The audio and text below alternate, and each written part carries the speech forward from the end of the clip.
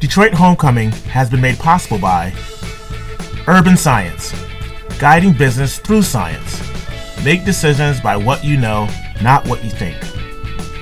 And by the William K. Kellogg Foundation, working with communities to create conditions for vulnerable children so they can realize their full potential in school, work, and life. Interesting thing is that while they're doing things that are extremely impactful, in each case, they have found a hole in the market. They found an opportunity in the market that nobody was filling, and they've decided to fill it. So I can sit now. Please, we saved a seat. Thank you. So, Lauren Hoffman. Lauren is the director of Woodward Angels, the newest angel group in Michigan, and based in Detroit, a really important addition in a region that's traditionally had a shortage of early stage capital, and she's also the director of entrepreneurship at Rock Ventures. Lauren moved here from New York, so she's not an expat, she's just a pat, I guess. And so we're going to hear more about Woodward Angels. Jed Howbert, who I'm honored to say I worked with Jed's father 20 years ago, who was one of the great attorneys in Detroit. And Jed is an expat, moved back from New York, and joined the mayor's office, where he was the group executive for planning, housing, and development. Really, if you look at a lot of the things that the city has done over the past 5 years, Jed has played an important role in that. And then more recently, Jed became a partner at Greatwater Opportunity Capital. And through Greatwater, now he is in the private sector focusing on developing, rehabbing, building, housing and mixed-use facilities, and we're going to talk about what he's found with that. Then Monica Wheat.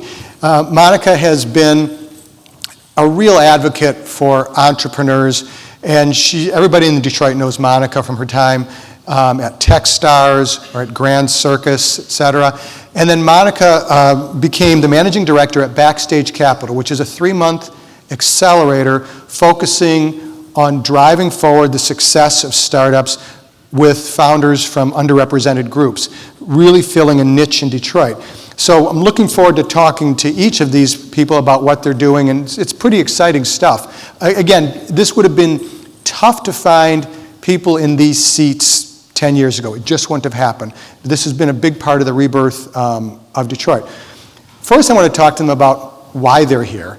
Why Lauren came to Detroit, and why Jed and Monica came back to Detroit. Monica from China, of all places. So Lauren, can you tell a little bit about why you came to Detroit and how that led to what you're doing right now? Yeah, sure. So the short version of the long story is that I wrote my college thesis about Detroit and about revitalization narratives and who gets to tell them. Fell in love with the city, was looking for an opportunity to move back, and found it through a program called Venture for America, which connects recent college graduates with opportunities at startups and in VC and corporate entrepreneurship in cities where burgeoning startup ecosystems really move the needle on job growth and economic diversification, et cetera. So I moved here, was working at a real estate tech company that unfortunately is no longer alive, RIP, and through that process was seeing that some of our challenges beyond the operational were infrastructural, that we didn't have what we needed to grow in the city, and that there were certain barriers to access for capital, for relevant tech talent, for suitable office space even, and wound up getting pulled over to Rock Ventures, where I am working for Dan Gilbert on filling in some of those gaps in the infrastructure. And in so doing, was talking to tons of investors and companies and saw this really pronounced gap in early stage capital. And so there were no functional angel groups in the city. There are a handful of seed funds doing great work, and all of them were saying, like, please join us. As Steve was just saying, this is a really inefficient capital market, especially at the seed stage. And that actually creates this real opportunity where all of us know each other, and instead of competing for deals, it's like really cuddly, like we're calling each other and and like letting each other know about the best deals that we're in. And so there was this real gap on the entrepreneur side and on the sort of fellow investor side. And at the same time, Detroit is blessed with a ton of really brilliant, high net worth operators who are in the region, but who are not investing in early stage tech. And so there was this sort of like gap in between, and we were seeing that there were a bunch of investors who sort of didn't know where to start. Maybe they were making a few venture investments as LPs. We were also seeing that of the existing investor community, it was not especially diverse, and that's sort of a problem thinking forward about what we want our investment and entrepreneurial ecosystem to look like in the future. And so out of that, Woodward Angels was born. We launched at the end of February. We are now the most diverse angel group in the state. That wasn't really hard, unfortunately. That was like 3 days in. And we've since made 4 investments. Should I get into it yet? Or? I'll get back to you with that. So, Sure. Somewhat hubristically, I came back because I wanted to play a meaningful role in a major event in American history, which is the rebirth of this great city. And I had, earlier in my career, yes, worked for the Bloomberg administration in the mayor's office, working on projects like the High Line and the Hudson Yards, and felt an enormous degree of pride, as all my colleagues did, in what the Bloomberg administration did for New York. But we also acknowledged that by the time Mayor Bloomberg came into office, that city had a lot of momentum. And I remember a specific dinner conversation with some colleagues where we said, what would it have been like to be not here, in the 2000s with some wind at our backs? What would it have been like to be at the turning point for New York City after decades of decline, to be the people who look back in history and say we were there and helped to force the curve around?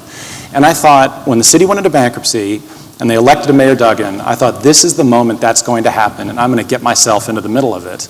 And the fact that it's happening not only to a great city, but that city is also my hometown, was an opportunity that I just couldn't turn down. great. Monica. For me, I was pursuing a career in engineering, and I was thinking that I was going to work for the automotive field eternally. I found myself in Shanghai and had a great path kind of set up there for me. But at the same time, I was also learning a lot at the time, this is early 2000s, about the tech startup and the entrepreneurial ecosystem. And I was spending a lot of time on both of the coasts and realized that we just did not have that here in Detroit. And one of the things that was a pull was just the unique opportunity to make a major impact versus being a part of a broader company that, the impact is going to be a lot less aware, open.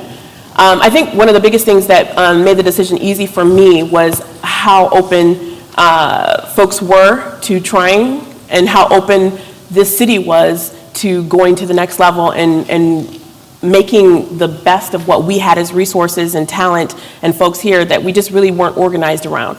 And so I was pretty adamant and pretty open to try anything, and a lot of those bets paid off really well. Great. Well, let's stay with you for a second. I've got 2-minute questions for each of you. Okay. Backstage, Detroit is the 4th city for Backstage? Yes. So a lot of people think these are efficient markets. Money goes where money is to be made, but sometimes the markets aren't quite efficient. They need a nudge. Mm-hmm. What have you found as far as the need for Backstage, not as charity, but as a real investment, a vehicle for investment?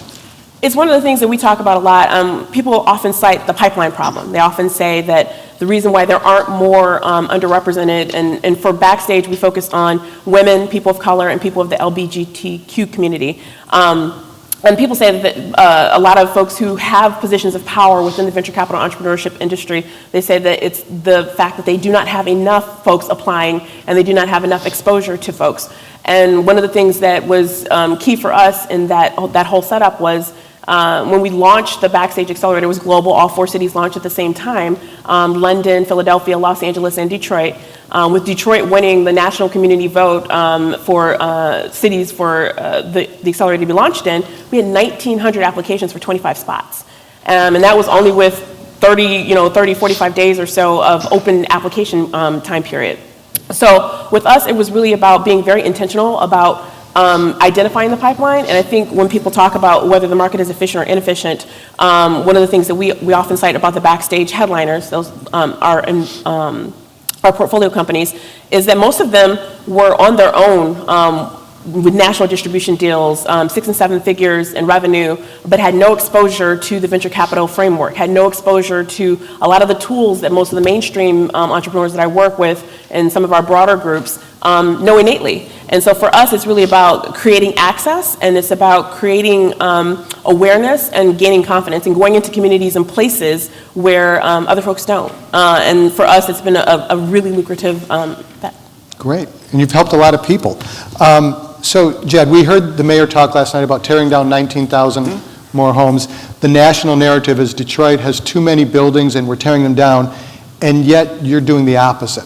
What are you seeing and why are you doing that? Absolutely. So when I left the mayor's office last fall, I started with several partners, Greatwater Opportunity Capital, which is a real estate development and private equity fund.